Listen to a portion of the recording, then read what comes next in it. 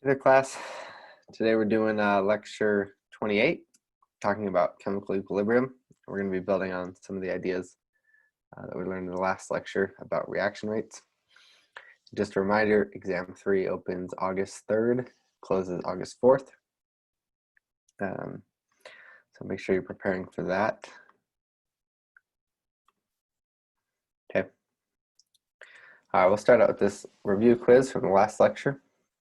Oh, actually, sorry. I'm so used to just saying that. So this quiz is kind of to prove a point, not really meant to be answered. The answer here is kind of I don't know. So I just wanted to kind of show you how use this as an introduction to a new topic. So the question says, if we start with 4 moles of sulfur dioxide and 4 moles of oxygen, how many moles of sulfur trioxide are there at equilibrium? So if it just asked how many moles of sulfur trioxide do we produce, we've seen questions like that. And if it's just a forward reaction, we're assuming everything's going to completion. We could solve this problem using the mole ratios like we've done before. But this is kind of the kicker here, at equilibrium. So if we're talking about at equilibrium and a reaction doesn't just go all the way to completion, then we have reactions going in both ways, and it really complicates how we're doing things. So reversible reactions, sometimes they're mostly reactants, sometimes you have mostly products at equilibrium, and sometimes there's an equal mixture, but you really need more information to know what's going to happen with a reaction, a reversible reaction at equilibrium. So just as a review, we talked about in the last lecture how at equilibrium, the reaction rates are equal in the reverse and the forward direction, and the concentrations remain constant at equilibrium. Concentrations of the reactants or the products. This concentration of reactants and products doesn't have to be equal. This has to remain constant when you're at equilibrium. Okay, so let me walk through like 2 different scenarios here. So let's say you're doing this reaction where you have sulfur dioxide and oxygen combining to form sulfur trioxide like we talked about. Okay, if we start with maybe 10 moles of oxygen and 10 molar concentration of oxygen and a 0.1 molar concentration of sulfur dioxide. Let's say you do this experiment and at equilibrium you measure these concentration values. Okay, let's say you do it again, and in the reverse direction, since it's reversible, you actually you have this product and you add it in. Okay. Here we go. And then at equilibrium, you measure these values, okay? So you can see that the sulfur trioxide broke down into oxygen and sulfur dioxide. So this isn't like the normal stoichiometry that we've done so far. What I want you to see here is that the final concentrations between the 2 reactants and the products are actually related to one another. So we'll talk about this equation more in the next slide, but let's say we have sulfur trioxide squared divided by, this is basically the products. We'll talk about the nuances here. Divided by the reactants is basically what's happening, okay? And when you divide these numbers, you get 31 using these equilibrium numbers. Using totally different equilibrium numbers, but the same formula, you actually get the exact same answer. So what that tells us is that regardless of how much reactant or product you start with, when you get to equilibrium, the relationship between the products, the relationship between the products and the reactants is the same, regardless of what you start with, okay? So there is a special ratio of equilibrium concentrations that equal a constant value, okay? And for this reaction specifically, that value is 31, okay? So what this can tell us is that regardless of any product concentration and reactant concentrations initially, once it's at equilibrium, it's going to equal some constant.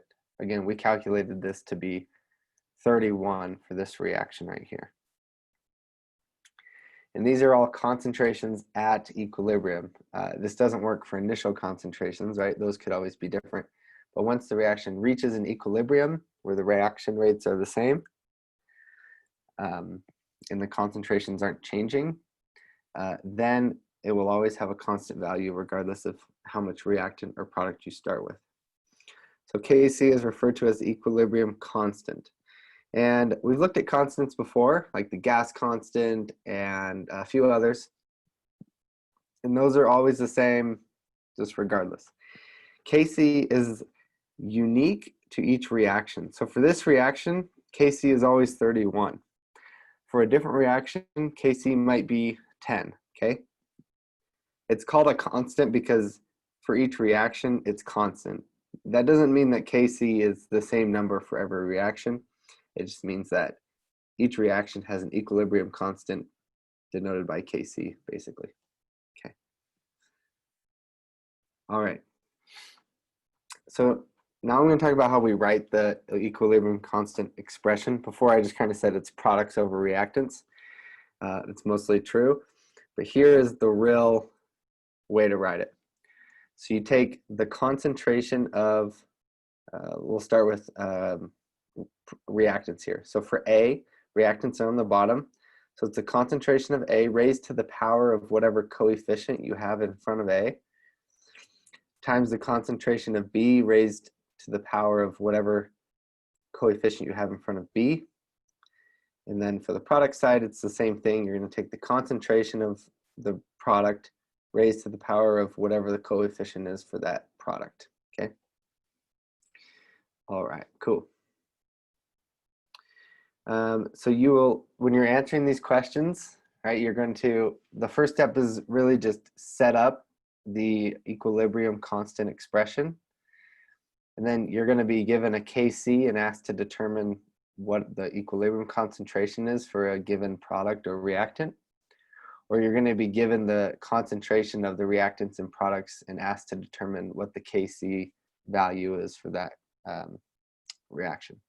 And we'll go over quite a few examples at the end of the lecture here that will hopefully help you out while you're doing your homework and stuff.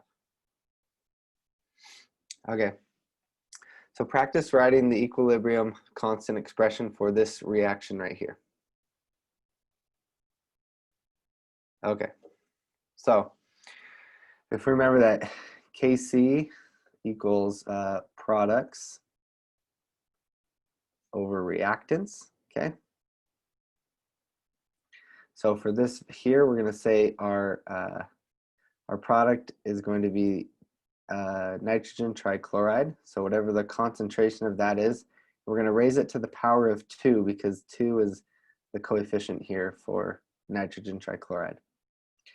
And then on the bottom, we're going to have the concentration of nitrogen gas raised to the power of 1, or you don't have to write anything, times the concentration of chlorine, oops, Cl2, raised to the power of 3 because we have a 3 in front of the chlorine here in the chemical equation. So once you have your balanced chemical equation, you can write out the equilibrium constant expressions for the reaction. Okay. Looks like we did it right there. Okay, one more thing to note when you're writing these equilibrium expressions is that you don't include solids or liquids in the equilibrium constant expressions. You only include gases and dissolved solutes, which is aqueous. Okay, so if it's a gas or aqueous, it's included, okay? Solids and liquids are not included. So for this one here, Kc of this reaction, you would take the concentration of the products, and the only product you have that's either a gas or aqueous is going to be carbon dioxide, and you divide it by the reactants, but the reactant in this case is solid, so you're just dividing by 1. and you just leave it like this, okay? All right. Here's another example where carbonic acid is a product and it's aqueous, so it goes into the equation, and you divide it by carbon dioxide, but you leave out the water because water is a liquid. Okay. So go ahead and try writing the Kc expression for the following reaction. All right, so Kc we know is products divided by reactants. Okay, so for this one, our Kc, our product is going to be, KCl is one of our products. However, this is a solid, so we're not going to include it. Oxygen is a gas, so we can include it. O2 raised to the power of 3, because 3 is our coefficient. And then our reactants, we have potassium chlorate, but that is a solid, so we're not going to include it, right? So just a 1 basically on the bottom. So this is our, D would be our actual equilibrium constant expression for this reaction. Okay, hopefully that's making sense, practicing writing out those equilibrium constant expressions. So what does Kc mean, right? So we can write out the equilibrium constant expression, and if we're given a set of concentrations for the reactants and products at equilibrium, we could actually calculate a value of Kc, right? Like before, kind of in the first couple slides, we had that reaction with sulfur dioxide and oxygen coming together to make sulfur trioxide, and the Kc equaled 30. Okay, so there's 31, sorry. So if Kc is about 1, what it tells us is that the products and the reactants are about equal. The concentrations of products and reactants are about equal.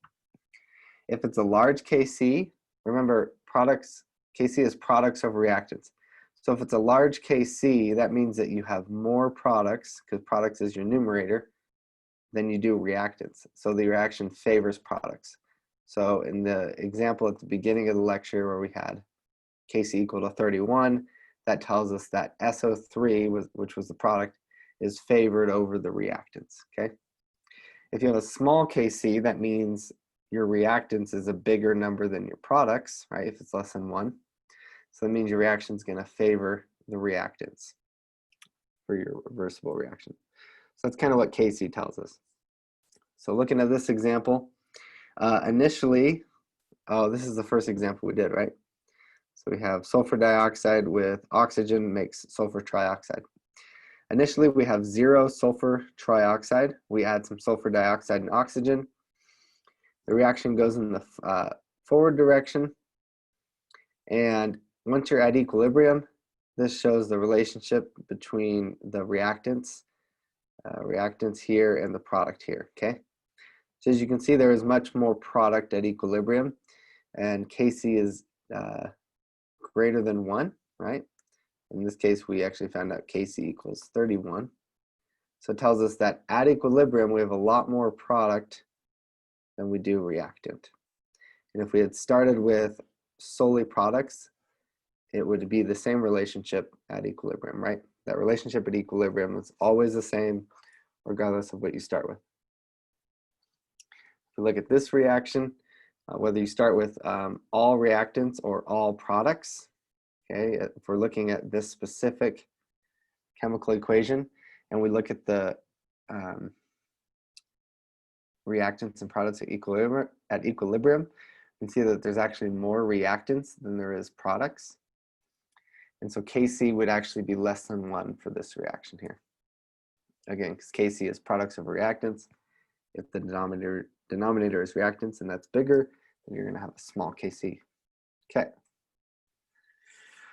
All right, let's go ahead and work through this problem. So the question says, what is Kc for the following reaction if we measure the following concentrations at equilibrium?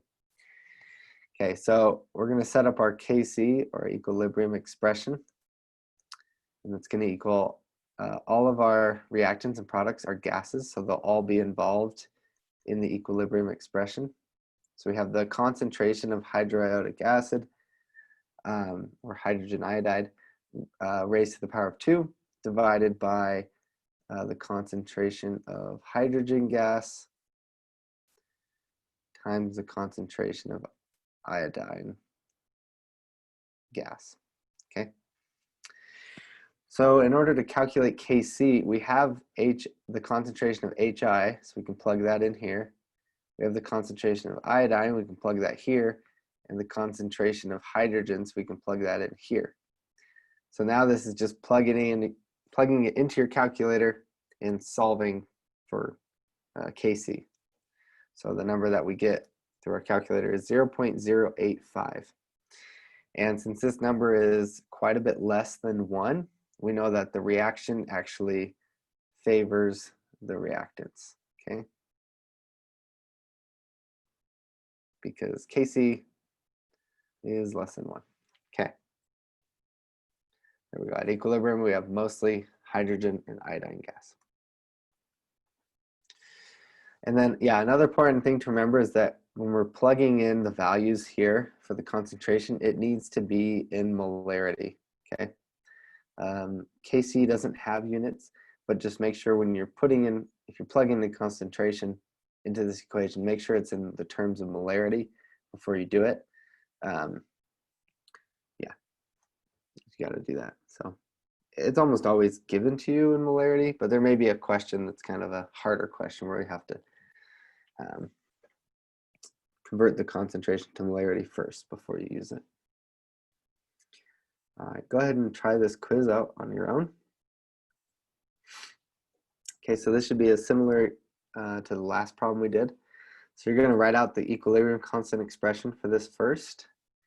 So you're going to take the concentration of carbon monoxide, that's a gas, times the concentration of hydrogen raised to the power of 3, divided by the reactants. Here we have methane, which is a gas, so that goes down here. And water is a liquid, so it's not included in the equilibrium constant expression. Then you have the concentrations in molarity for all 3 of these values, and you just plug them in and put it in the calculator and you get your answer, okay? All right. Let's go through this other example too. So this says at equilibrium, the reaction has a Kc, so we're given a Kc in this problem, and contains this concentration of phosphorus trichloride and this concentration of chlorine. What's the equilibrium concentration of phosphorus pentachloride?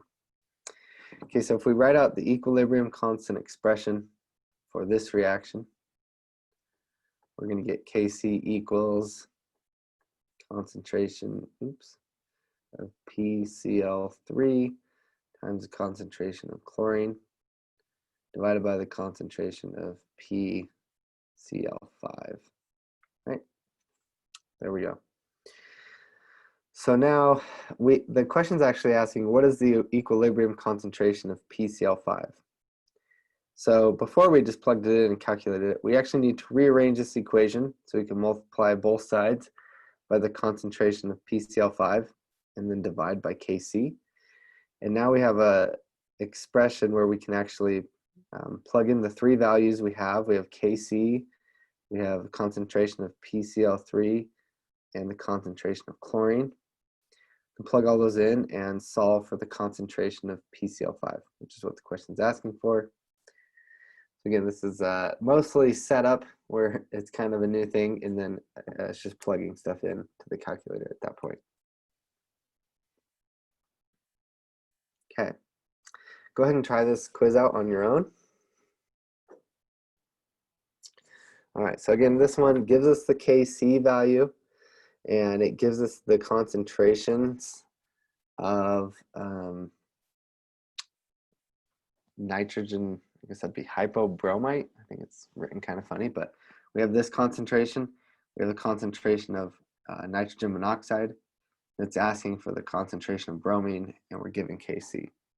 So first step for all of these is to write out the equilibrium constant expression. Hopefully we've had some practice with that so far.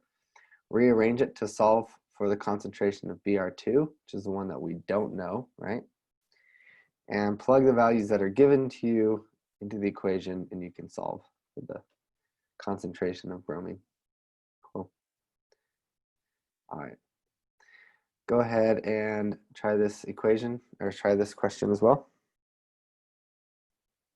Okay, so this is a similar problem, but in this equation, one second. Yeah, we're just trying to solve now for the concentration of NOBR. Okay, so again, you set up the equilibrium constant expression. And the harder part that comes in on this one, and the reason I wanted to throw this in as well, is you see here, before we would just rearrange the equation. It was really easy to solve for one of the concentrations. It's not as easy when you have an exponent. Okay, so when you rearrange this, you would get concentration of NOBR squared equals concentration of NO squared times Br2 divided by Kc, right? You might have got that far. In order to remove this squared value, we need to take a square root of both sides in order to do that, okay?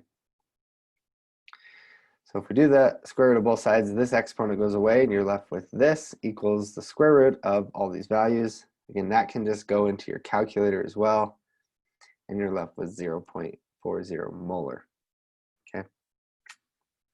Awesome, cool. Okay, so that was a little bit more expanding on reversible reactions and showing you kind of the calculations we can do with those, and using Kc to understand if a product will favor the reactants or the products, or if a reaction will favor the reactants of the products. So go ahead and work on the homework problems for that lecture. And as always, let me or the TAs know if you have any questions as you're working on those and getting ready for exam 3. All right, we'll talk to you later.